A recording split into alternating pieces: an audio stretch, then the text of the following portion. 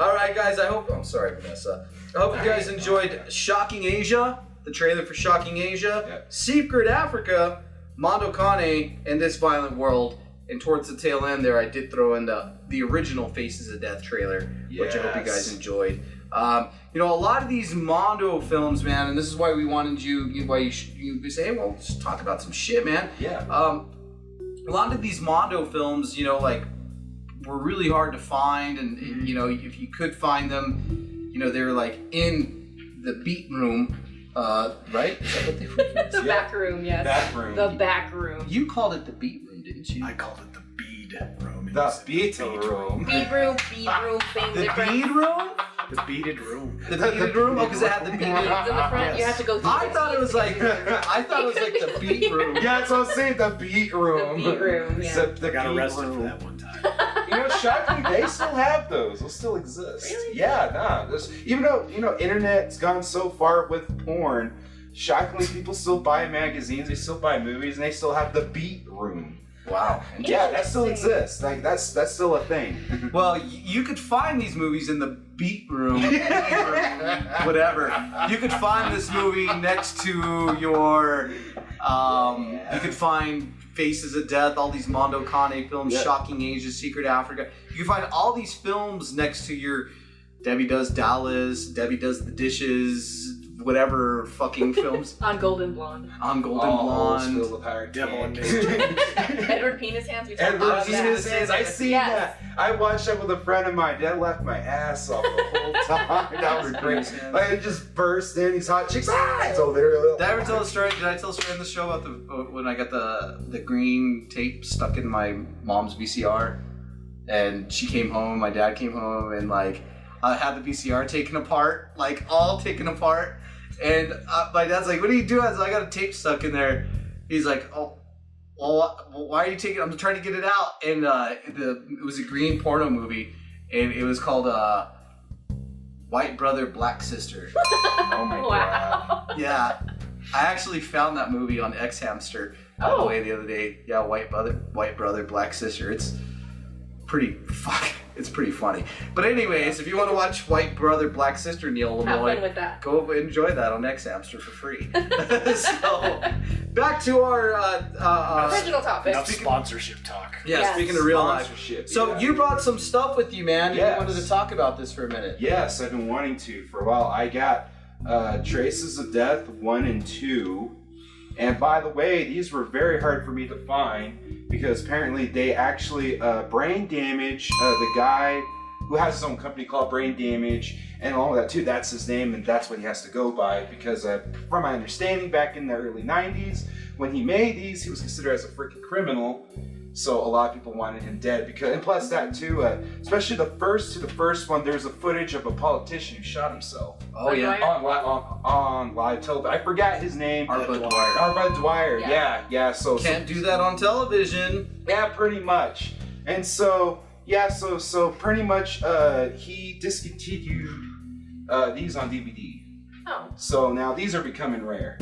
Wow. So any copy you have, on a hard copy of any of this, is becoming hard to find. Actually, Faces of Death, you can still get a hold of the box set, but these guys, for some reason, they just, it's like the existence of Traces is growing thin. So these are my fucking babies, by the way. So you need to just copy it like Yes. Star Wars Holiday Special. Yeah, pretty much. But anyways, Traces of Death is what, of course, a shockumentary. And those of you from the older gens probably remember Faces of Death and Monte Condos and things like that. But see, pretty much what happened was, as soon as the 90s started coming in, and of course a new generation was emerging. So of course with the new generation, things are going to take it a little step further and they want to push the envelope further. So Brain Damage with this company called Dead Alive, which they don't exist anymore because they say after probably the third Traces of Death, that's when they broke up and Brain Damage did his own thing. Brain Damage. Pretty much he wanted to make something, a shockumentary that was more brutal, it was more real, none of it was reenacted. So he got with a guy in LA at a tattoo convention, a tattoo and piercing convention, and pretty much the fella, I guess he had a stockpile of footage pretty much anything you could think of, to every suicide, to every war, genocide, I say jumping off of buildings, people getting shot, everything you could think of. It was all live and it's all on film. And so him and Brain Damage decided to get a little get together, and they managed to get a lot of footage, and they put it together, and bam, Traces of Death was born. And of course it was a big hit, because of course at that point there was already a lot of diehard Faces of Death fans at that point in time, and people got hold of this and they were shocked. So. Yeah, I would have to say, I think I saw, I remember seeing, like, you know, being a little kid in the 80s, you know, always hearing the older kids talk about Faces of Death. It was a taboo, right? And then we finally watched it, and I think I was pretty shocked by it, but I grew numb to it after a while, and then I thought they were kind of funny, because some of them were kind of goofy and funny. Yeah, there were. And then when Traces of Death came out, I was in high school. It was like fucking playing field has been leveled, man. Oh yeah, you know, this is the shit. And we did. I think I told you on our Halloween show, we did a Traces of Death marathon, and I took some acid and I watched it. Oh yeah, you did. You did a shit idea. Yeah, that was a shit idea. You don't do that. Yeah, a lot of us did do that. So, pretty crazy, man. I think our Bud Dwyer, I mean, that really stuck with me when he shot himself. Oh yeah, it was looped over and over. Nah. Yep. Well, now it's crazy. Like, they showed regular footage, they showed in slow motion, and made it even more slower. They like went into every detail of that whole moment. They even showed the blood splats in the brain matter on top of the ceiling, and the curtain too in the back.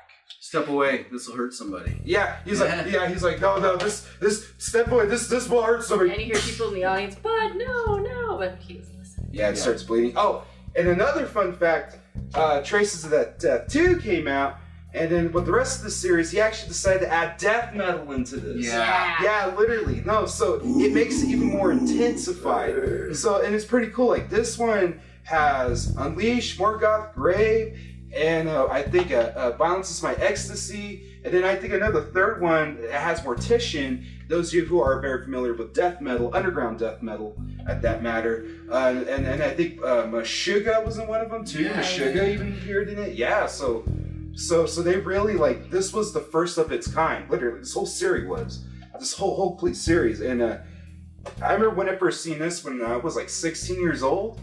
And dude, I fell in love with it right away. I was like, yeah, it changed my life, and I did. And he doesn't do drugs, by the way. Yeah, people. Nope. Yeah, I don't drink or nothing. Me either, dude. And actually, that kind of makes it more scary, because I'm stable-minded, and if you piss me off, you're gonna have a hard time. It's a push it. Well, thank you so much for the educational thing, man. Lunchbox, you're the best. Thanks for coming on the show, man. Yeah, Halloween show. Thank you for having me on here. Yes, man. And you told us that we might be on. You do a little radio thing, right? Yes, actually. Every Wednesday on KUNM 89.9 Tombstone Rock, Albuquerque, New Mexico. Yes, here in Albuquerque, New Mexico. We pretty much just play nothing but extreme undiluted underground metal, including punk rock, from various type of bands to every albums, just whatever we can get our hands on and play it live. So if you love to bang your head or just listen to some hard stuff while you're working a night shift, dude, just turn on and check it out. We actually even have an app too. If you go on KUNM, download it and you can hear the whole thing. Look at this fucking plugging machine. Woo! Yes, all right, yes. man. So if I go on, can I bring in a couple of records? Oh yes, definitely. Can I bring in can I bring in some like underground stuff? Yes, bring it. We will play it. I guarantee I it. hope you're ready for some 25-minute songs. I'm down. All right. All right, Mr. Lunchbox. All right, guys, up next, 1971 threes, The Devil's Nightmare. 1 3. I like that. The 1 3. Which sounds like a song. I think it was 71. 71. Yes. Sorry. 71. 70. These are great horror hosts. I know, he's wonderful at it. It's great. I love it. I always wonder why the other horror hosts like won't accept me, but some do. There's a couple that are really cool. Al Omega's great. Hi, Al. There's so many like really cool ones that are accepting us, but there's a few out there that like it's a cool kids club, and I'm starting to realize that. Like the horror host world, like one unfriended me because I posted a picture of a frozen coyote. I'm like, keep your Oh dog. yeah, you told me about that. Hey, keep your dogs in at night. You know, it really upset me that he unfriended me. So, Slash Cooper, fuck you. So, anyways, we're doing our own thing, man. You guys can do your own thing. So, all right, guys, enjoy the Devil's Nightmare. We'll be right back to talk about it more. Thank you, Mr. Lunchbox. Not a problem.